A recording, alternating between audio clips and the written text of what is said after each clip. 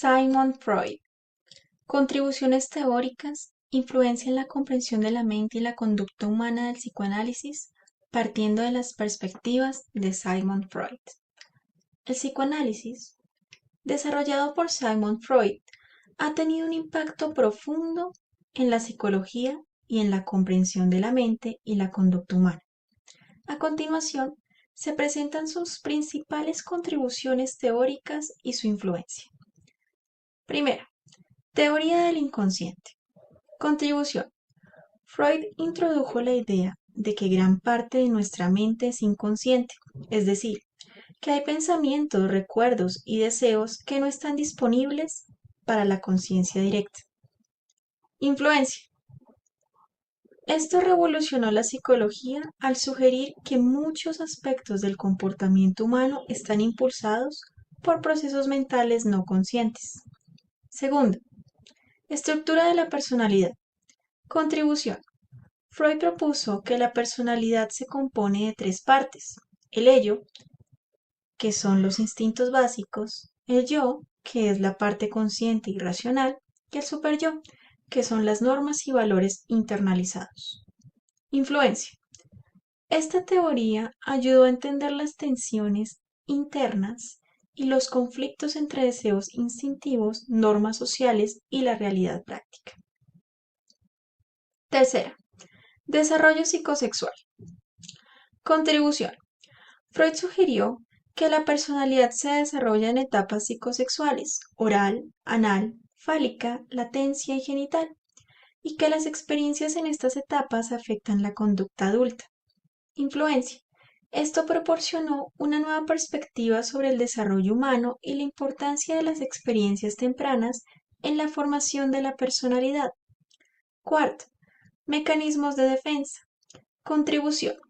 Freud identificó varios mecanismos de defensa que el yo usa para manejar la ansiedad y los conflictos internos, como la represión, la proyección y la sublimación. Influencia. Estos conceptos han sido cruciales para entender cómo las personas manejan el estrés emocional y los conflictos internos. Quinta, interpretación de los sueños. Contribución. Freud consideraba los sueños como la vía regia al inconsciente, que revelaba deseos reprimidos y conflictos internos. Influencia. Esto llevó a un enfoque más profundo y simbólico en la interpretación de los sueños y su relevancia en el autoconocimiento. Sexta, psicoterapia psicoanalítica. Contribución. Freud desarrolló técnicas terapéuticas como la asociación libre y el análisis de la transferencia para explorar y resolver conflictos inconscientes. Influencia. Estas técnicas establecieron las bases para la psicoterapia moderna e influenciaron muchos otros enfoques terapéuticos. El psicoanálisis de Freud ha sido fundamental para expandir nuestra comprensión de la mente humana, influyendo en la psicología, la literatura, el arte y la cultura popular, aunque también ha sido objeto de crítica y revisión a lo largo del tiempo.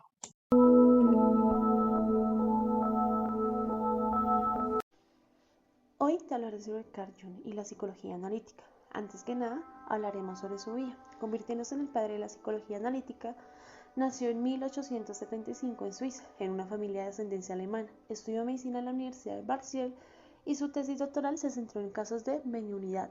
A lo largo de su vida, Carl exploró temas como la espiritualidad, los mitos y el inconsciente colectivo, estableciendo su residencia en Borgia, donde construyó la torre, un reflejo de su personalidad y su búsqueda interior. Carl abogó por integrar lo mágico y lo sobrenatural en nuestras vidas, desafiando la visión científica de la realidad. Creía en la importancia de enfrentar la depresión y los conflictos internos, considerando que el sufrimiento psíquico es esencial para el crecimiento personal. Su método terapéutico, la psicología analítica, se centra en la conversación y la conexión humana, destacando el inconsciente colectivo y la dualidad de la psique a través de arquetipos y el concepto de sí mismo. Utilizó varios métodos de estudio. Uno de ellos fue la entrevista clínica y también la observación del paciente, reconociendo que se centró en trabajos con esquizofrénicos. Desarrolló técnicas como la libre asociación y el análisis de sueños para explorar el inconsciente y los conflictos psíquicos. Además, propuso la psicología analítica. fuera basada en la conversación normal entre terapeuta y paciente, evitando la relación asimétrica del diván.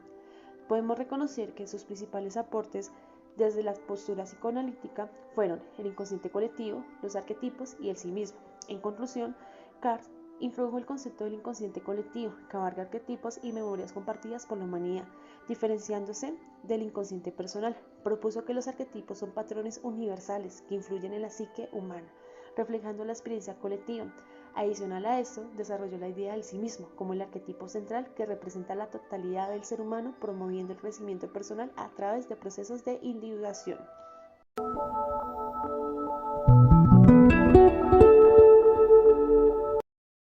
Jacques Lacan, psiquiatra francés, nació en 1901. Fuertemente influenciado por las ideas de Freud, Lacan reconoce, primero, que el cogito cartesiano ubica la racionalidad científica sobre el dogmatismo religioso, fundamento de la representación del sujeto en el pensamiento occidental.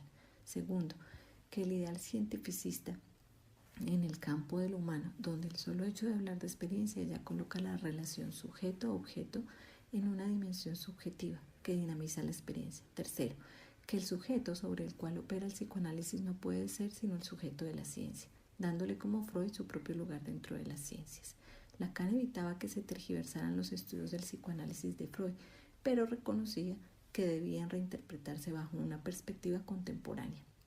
Sus principales aportes: replantear la idea del inconsciente, ya que usa conceptos lingüísticos para explicarlo y dice que el inconsciente está estructurado como el lenguaje, pues opera a través de significados y de significantes.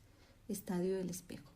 Etapa entre los 6 y los 18 meses de edad, el niño ante el espejo reconoce su propia imagen y desarrolla una noción de sí mismo como un ser independiente con identidad propia.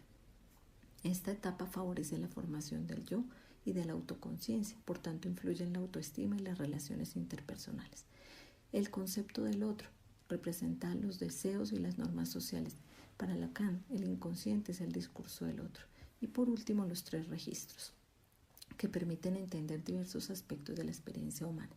Lo real, que es el objeto que no se puede simbolizar o expresar, como los traumas; lo simbólico, que representa el lenguaje, las normas sociales y las estructuras culturales, así el sujeto se ubica dentro de la sociedad; y lo imaginario, que se refiere a las imágenes, las ilusiones y la diferencia entre nosotros mismos y los demás.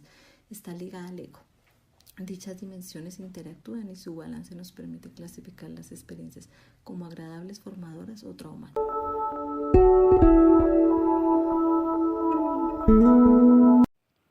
Melanie Klein fue discípula de Freud, por lo tanto su obra se ve influenciada por el pensamiento freudiano, pero podemos encontrar algunas diferencias. Entre ellas, la postura de Freud de que al nacer somos solo el hecho. Para Melanie Klein, el bebé sí cuenta con un yo primitivo que le permite generar conexiones con los objetos amorosos y proyectar sus impulsos.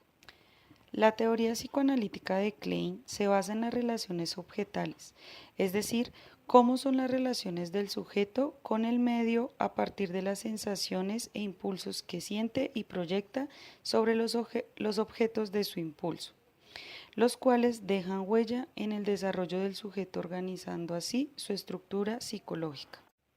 En primer lugar, expone la relación primordial que tiene el bebé con el pecho de su madre, siendo este el primer objeto de amor u odio y determinando su relación con el mundo exterior. En su teoría, esta psicoanalista expone 2 estados primarios en el desarrollo del bebé. El primero es la posición esquizoparanoide, que se da desde el nacimiento hasta los primeros 6 meses de vida, donde el bebé no es capaz de reconocer lo que está dentro y fuera de sí mismo, lo cual impide que distinga realmente los objetos con los que se va relacionando. En segundo lugar, vemos la posición depresiva. Después de los 6 meses de vida, el bebé logra disminuir sus pulsiones agresivas al reconocer el objeto de deseo como un todo e integra la dualidad que tiene de bueno y malo. Desde esta posición aparece el complejo de Edipo, generando en el bebé angustia y temor, apareciendo en él sentimientos de culpa y gratificación. Por último, esta autora habla de las fantasías, un método en el cual expone cómo a través del juego los niños exponen sus impulsos y proyectan sus angustias, convirtiéndose así en un medio de comunicación con ellos.